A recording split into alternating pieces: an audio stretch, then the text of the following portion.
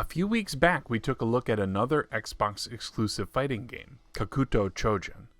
And while that game failed for a few reasons I addressed in that video, it wasn't the only attempt at bringing forward a new fighting game IP to the recently released Xbox. Today, we'll take a brief look at Tao Feng, Fist of the Lotus. Fight!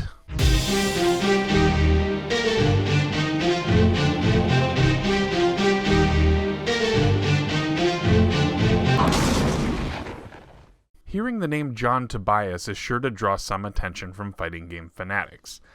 Being one of the founders of the original Mortal Kombat, Tobias, along with other former Midway devs, would form Studio Gigante to create system exclusives for Microsoft's new console.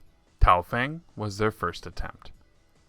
Much like Mortal Kombat, Tao Feng is a 2D fighter taking place in a 3D arena. Fighters remain on the same plane, but that plane may shift over the course of a fight, providing a nice variety of backgrounds within the same environment. Arenas are usually fairly open, and some aspects of the environment are able to be launched off of to attack, a feature that has become more and more prominent in modern 2D fighters. But Tao Feng really pushed for some advanced tech in its real-time damage. Cuts, bruising, and clothing damage show real results of what happened in your fight. Certainly a cool bit of tech for the early 2000s. While this really only impacts the visuals, that's not the only feature of Tao Feng that's the result of how and where you attack. Limb damage happens as a result of excessive blocking, or receiving damage to a certain area of your body. As an example, if you attack an opponent's leg enough, you can damage it, meaning that if they try to use kicks, it'll only do half damage. It's a great way to mix things up and hamper opponents who may be a little one-sided with how they fight. But a busted arm doesn't mean you're out of the fight.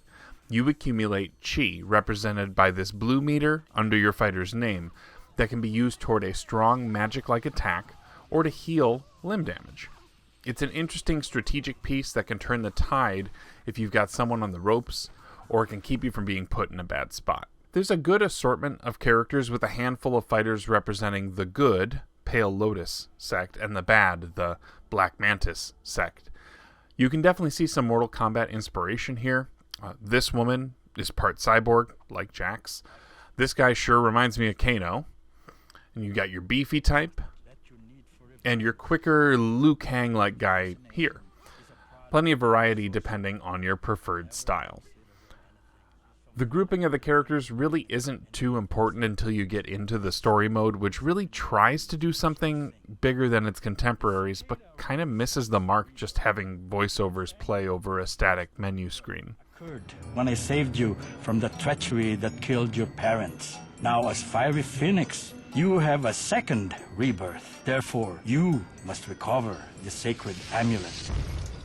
They certainly could have spruced up the story mode a bit and seem to just have chosen to go simple here. I've heard a lot of people gripe about this title, that it's not worth your time, and while I'm nowhere close to being a fighting game expert, I feel that this is a bit of a disservice. The game is visually impressive, and it does some cool things with the tech of the time. Are there more refined one-on-one fighters on the Xbox? Absolutely. But I'd bet that with some time, you could have a lot of fun with Tao Feng, especially if you can pick it up on the cheap. That should about do it today for XboxerBriefs. Thank you for watching, and I'll see you next time.